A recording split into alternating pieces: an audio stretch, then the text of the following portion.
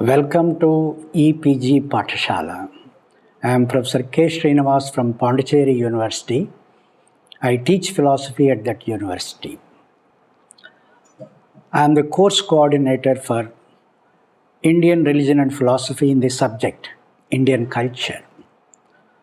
In the present module on Dharmasastras and the human conduct, we are going to learn something about codes of conduct as enforced by the ancient Indian society. And in that, mainly we would like to concentrate on what are Dharmasastras, the significance of Dharmasastras for the benefit of individual and society. Dharmasastras are the books concerning the code of human conduct in society. The post-Vedic literature is of immense importance to social life of individuals. They are practical expansions of the philosophy of action, that is about the dharmas. Dharmas are understood as codes of human conduct. In this lesson, let us focus on Apastamba Dharma Sutra, Gautama Dharma Sutra, and the laws of Manu. Well, these Dharma Sutras are very important because for a harmonious life in society, some kind of code of conduct must be imposed on the individuals living in the society, for otherwise there would not be proper social progress and harmony in the society. Now coming to Apastamba Dharma Sutra. It is a part of Kalpa Sutra. According to this sutra, the student must be soft, subdued, controlled in senses, and desist from doing anything wrong. He must be firm in his fortitude and not lazy, not irascible, not jealous. The student should not indulge in self-praise and must not run down others. Well, the significance of this statement is that what kind of code of conduct should be imposed on the students when they are going to learn something from their teachers. This particular Dharma Sutra tries to show the kind of code of conduct imposed on the students for their own benefit so that they can learn more, and also tries to suggest the student what kind of duty or code of conduct must be practiced by the student as a learner. One should not perform one's ordained worldly duties with an end in view. Such duties do not bear any fruit in the end. According to this Dharma Sutra, we need to perform our duties for the sake of duties, not with an eye to have some kind of reward or award or a kind of an end from doing these duties. One should not react to the word of hypocrite, the crook, the heretic, and the juvenile, for they are not worthy of reaction.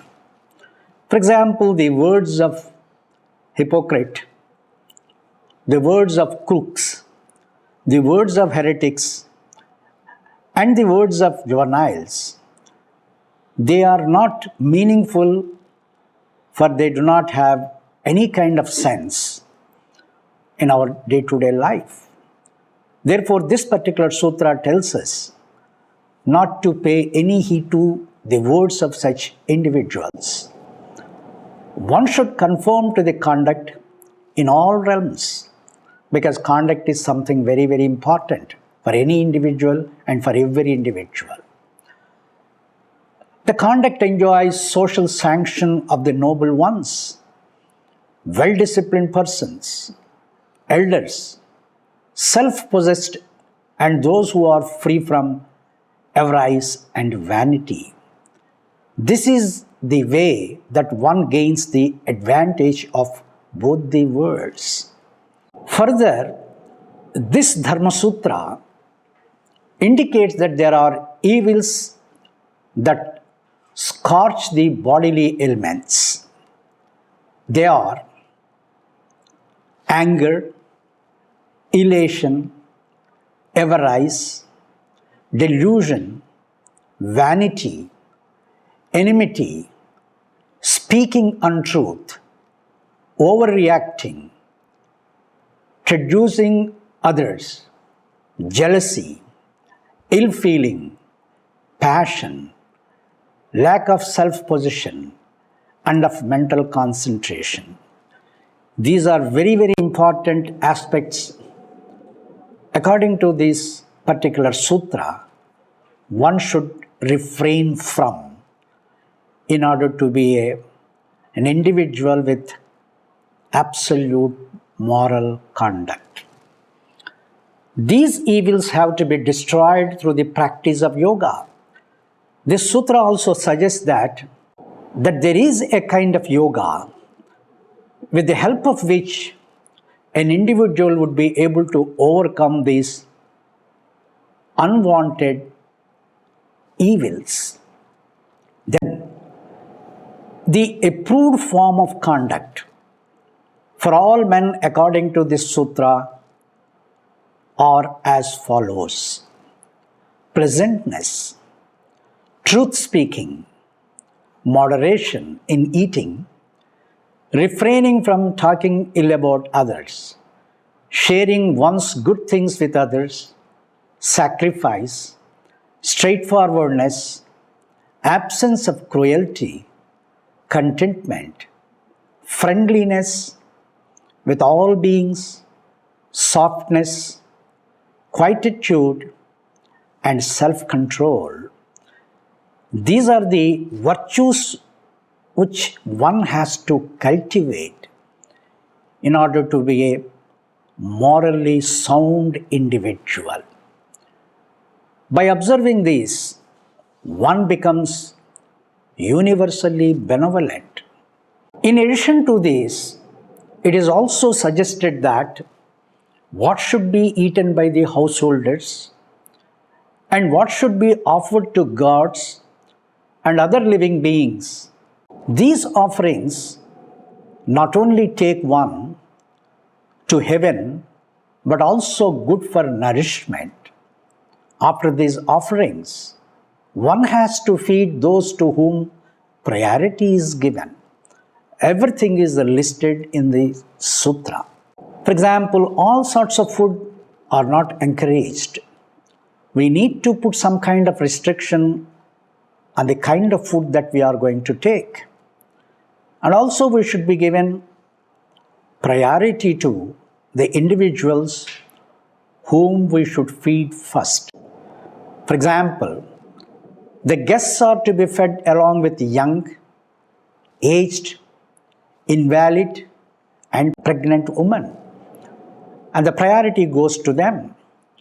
Then the couple of the house should not turn away anyone who comes at the time of eating time and asks for food. If food is not available, they must be given a place for rest, water for refreshing oneself, a reed mat for relaxing. They must be welcomed with pleasant words. Well, according to this sutra, hospitality is something which is imposed on the grihastha or the householder. If you have sufficient food, you offer it. If you do not have food, at least welcome the guest into your house. Make the guest comfortable with whatever you are able to provide with the guest. This is what this particular sutra indicates. Now in this picture you can see how Lord Krishna receives his bosom friend Kuchela when they later came to see him. It is clearly mentioned in the Dharmasastras that there are 4 stations of life. For example, when we talk about the student stage, then you also talk about householder stage, then there is forest dweller stage, and finally there is a stage of mendicant. Each stage represents what kind of duty is assigned to an individual while he is a student, while he is a householder, while he is a forest dweller, and finally when he becomes the mendicant. Then one who renounces everything should go about without any sacrificial rite in fire, without a house, without any kind of enjoyment, without seeking anybody's shelter. He opens his mouth only to recite mantras like Om. He accepts only that much from the village so as to keep his soul and body together. He should not indulge in any act for this worldly or otherworldly prospect. This is what we technically call the renunciation. Then way of doing puja or worship is seen in this picture. How an individual is supposed to perform puja to the gods and goddesses. Now coming to Gautama Dharma Sutra. It's also one of the most important codes of conduct. And in this particular sutra, besides 40 sacraments, we find 8 qualities of the soul. Some of the qualities overlap with the qualities highlighted in the Apastambha. Sometimes it happens because the Dharmashastras, although they are independent of each other, some overlappings are found in these codes of conduct. For example, forbearance, absence of jealousy, purity, moderation, auspiciousness, dignified conduct of oneself, and freedom from avarice. They are also found in the earlier sutra. One who possessed all these sacraments but do not possess these required 8 personal qualities would not attain the world of Brahma. More than the sacraments, the personal qualities are important for attaining the identity with Brahma. This is what we say normally. You may have everything, but the Dharma Sutras prescribed certain codes of conduct on the part of the individual to maintain. If you do not maintain them, then you would never reach the abode of Brahma. The places for meditation are, the sutra also indicates, the right places where you can really meditate with full concentration are the hills, because you have absolute calmness there. All river beds, holy lakes, waters, and ashramas of holy sages, cow pens and temples. These places are very ideal for the purpose of meditation because you have a sense of calmness in these places. Then, of course, continence, truth speaking, ablutions in the morning, noon, and evening, remaining in wet clothes, lying on bare ground, and fasting or penances. They are also prescribed by this particular Dharma Sutra. Now, we come to Kriya Pada of Gautama Dharma Sutra. This is the practical aspect of Dharma Sutra, which tries to advise the individuals to follow certain codes of conduct. And they are highly practical in nature according to this particular Dharma Sutra. For example, the accepted conduct of men in society is as follows. One has to get up in the last quartet of the night with a composed mind by casting of sleep. The vital and falling breaths have to be controlled by invoking the sun god in one's heart. That means one has to rise very early in the morning. One should walk towards any water resource with one's shoes on without treading on bones, excreta, urine, ash, and worms. This is the reason why we need to wear footwear. And without footwear, there is a possibility that we may trample upon the unwanted elements such as bones, excreta, urine, ash, and worms.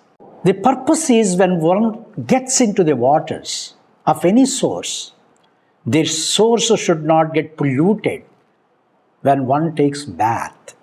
That's the reason one has to wear footwear.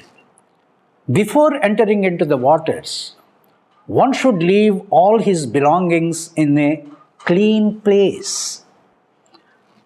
Because after taking the bath, we come back to that place and cleanse our body and wear those clothes. One should not answer the calls of nature in the precincts of sages. Similarly, in the gardens, in the temples, on ant hills, in water, land and cultivated crops, lake, hill, stone, holes, these are the places where we are not supposed to go for call of nature. And this is absolutely necessary on the part of the individual to practice this for the interest of the individual and also in the interest of the places which are mentioned by the sutra. In front of open sky, quarters, others excreta, the moon, fire, the sun, cows, Brahmans, women, nor in shades of trees, used for rest by travelers, nor in plowed fields, road or water. Because they are all very precious things and we have no right to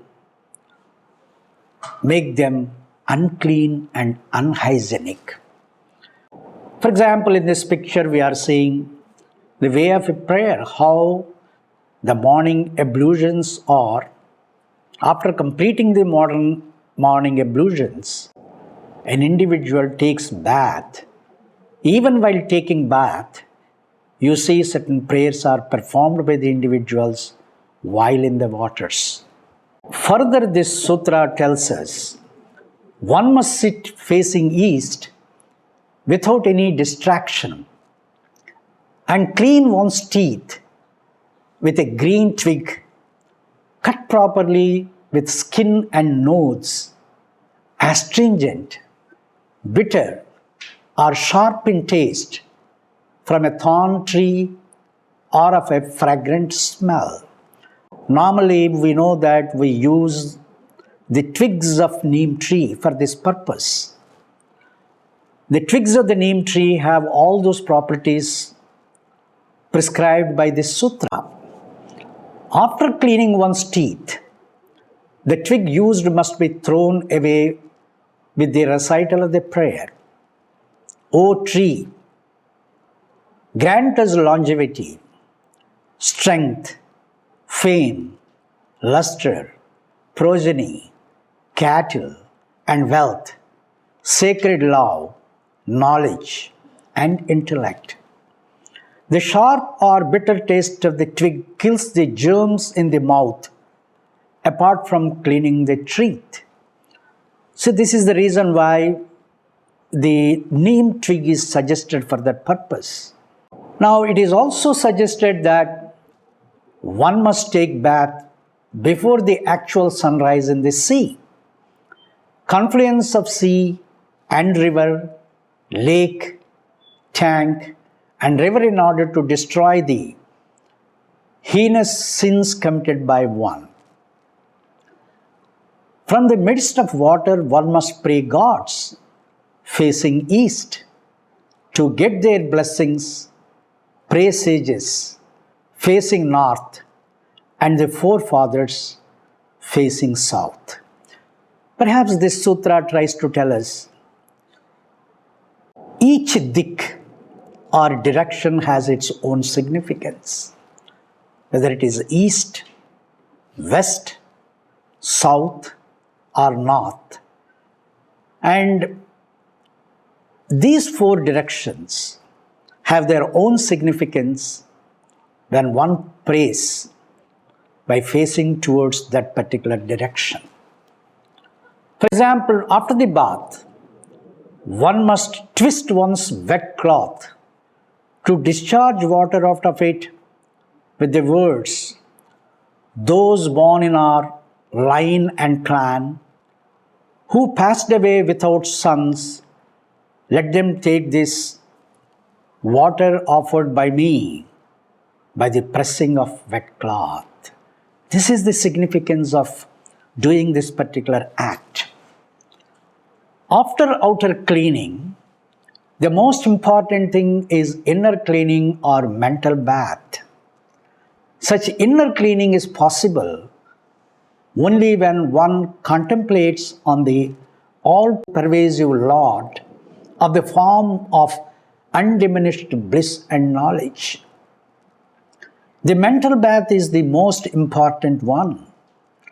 There is another kind of bath called mantra bath, apart from the mental bath.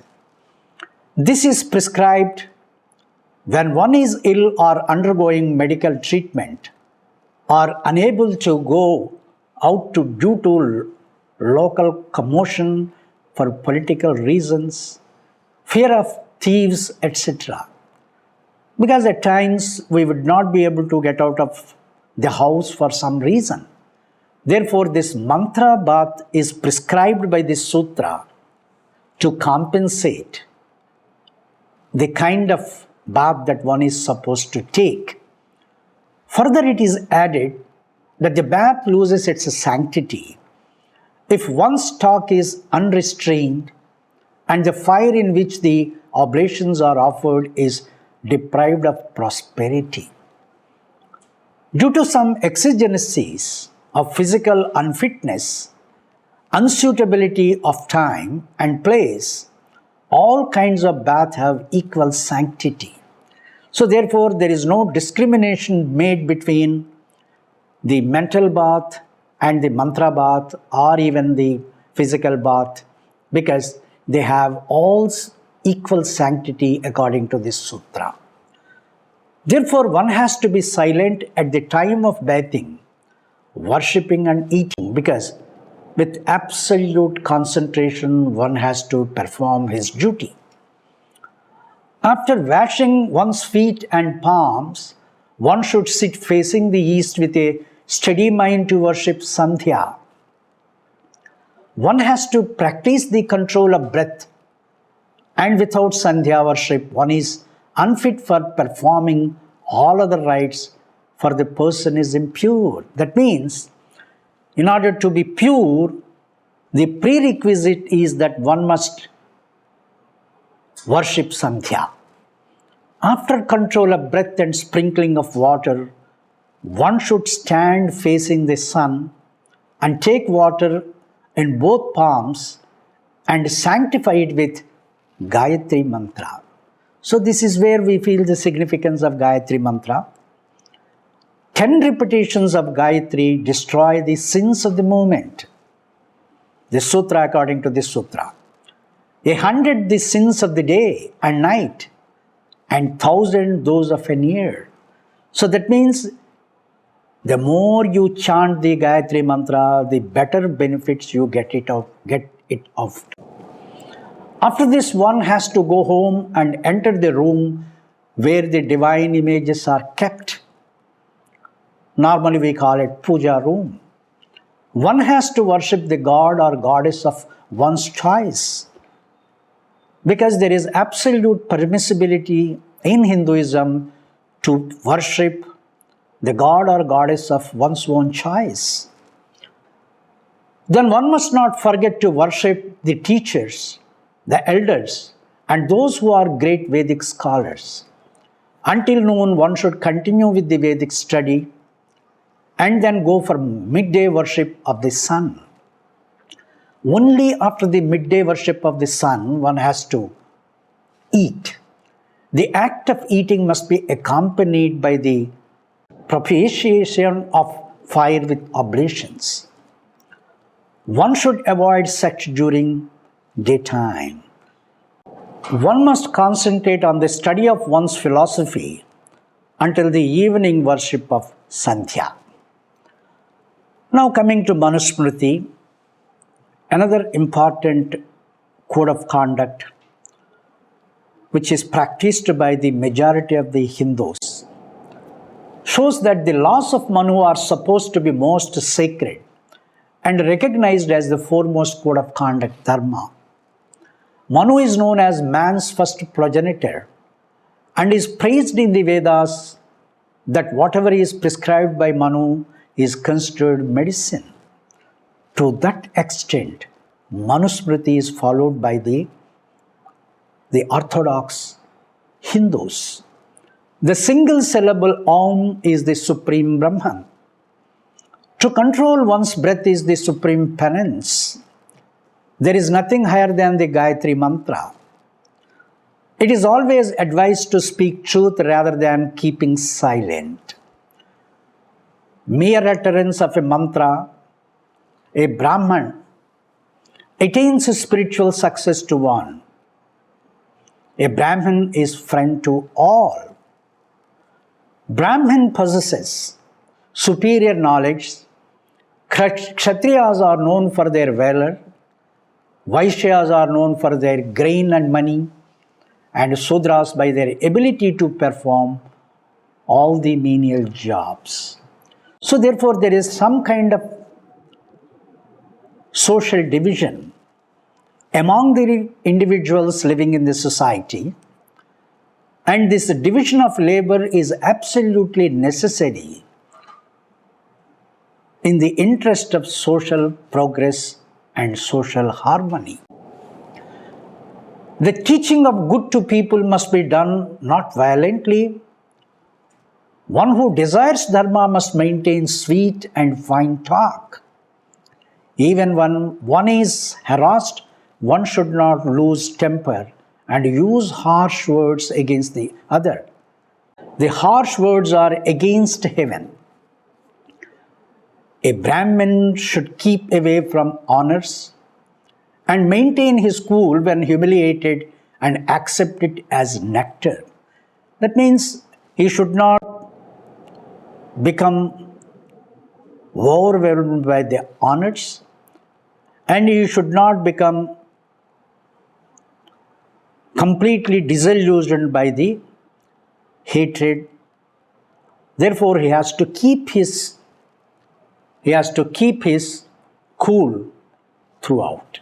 Now, fathers, brothers, husbands, brothers-in-law should honor the brides and deck them if they desire welfare. Where the women are honored, there are gods and are delighted. Where the women are dishonored, there every act becomes fruitless.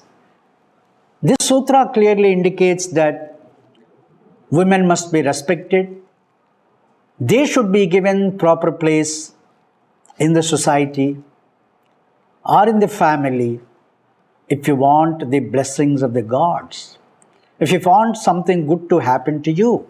When a Shraddha is performed for forefathers, one should ask them to provide conducive atmosphere for the Vedic studies. And the increase in the family, the faith should not go away from our house, and let us have much to give others. One should not speak untruth just because it is pleasant.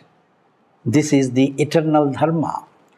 Sometimes the untruth appears to be more pleasant than the truth because sometimes truth is bitter. Just because untruth is pleasant, we should not encourage untruth. Without killing and harming the living beings, one cannot eat flesh. By killing living beings, one should not attain heaven. Therefore, one should avoid eating flesh or meat. The wise get purified by forbearance. The wrongdoers must silently repeat mantras. The limbs are cleansed by the water, the mind by truthfulness, the soul by learning and penance, and intellect through knowledge. Here we can see the role of women in the family. Now coming to the housewife, we must always be cheerful and must be good in domestic work. She must keep herself clean in her domestic wares and restrained in expenses. The woman of the house need not do any fasting, vow, and perform any kind of sacrifice. She has to take care of her husband, by that she attains heavens. Once the husband dies, the chaste wife reaches heavens even if she is childless. So this is the message given by this sutra. She must have perfect control over mind, word, and body. According to Manu, non-violence, truth-speaking, non-stealing, purity, sense control are foremost parts of dharma. And all four varnas have to practice them. There are many more practices that are prohibited. They are listed as follows. Not doing one's own duties. That's what we call dereliction of one's own duties. Performing condemned acts means the prohibited acts. Addition to objects of senses, killing a Brahmin. Drinking wine, theft or stealing, having a crush on elder's wife, or associating with those who commit above-mentioned crimes. They are the sins. Now you have another important smriti, text, which is also equally important, that is Yajnavalkya Smriti. In this text, one comes across the difference between fate and effort. Fate is only a consolidated force of the personal exertion in the previous birth. According to Yajnavalkya, both fate and effort are equally important in achieving anything.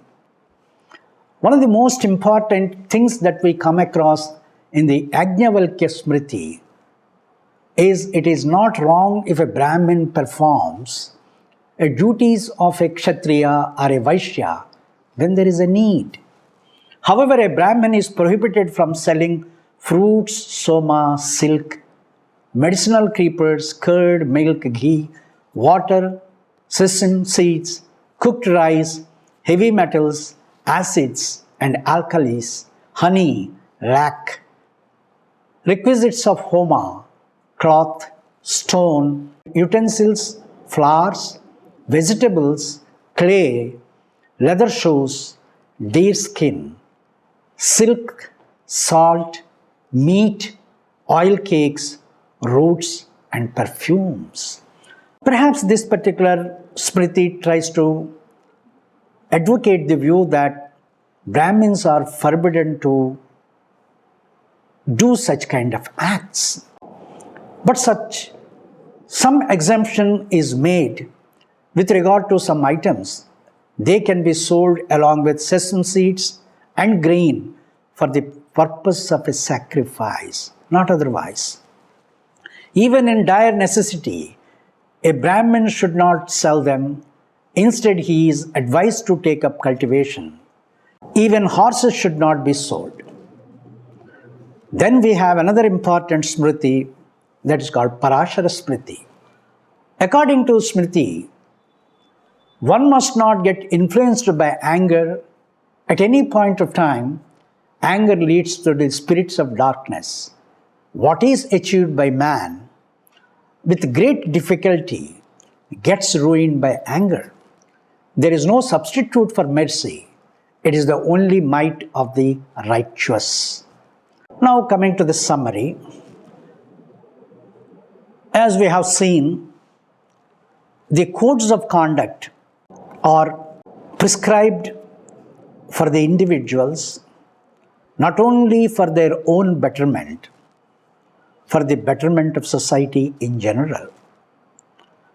And there should be some kind of division of labor among the individuals based on their innate capabilities. The capabilities of individuals are not alike. Some are endowed with certain capabilities. Some are not endowed with certain capabilities. Based on these capabilities, the duties are prescribed to the individuals. And unless each one discharges his duty in accordance with his capability, there is no social progress. Similarly, in order to achieve social harmony, they prescribed these codes of conduct. That means the society must have two important aspects: the progress and harmony. In the absence of progress, harmony is of no use. In the absence of harmony, progress is of no use.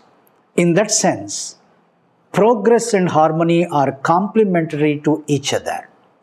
And in order to have this social progress and harmony, there is every need to practice the codes of conduct in the interest of every individual.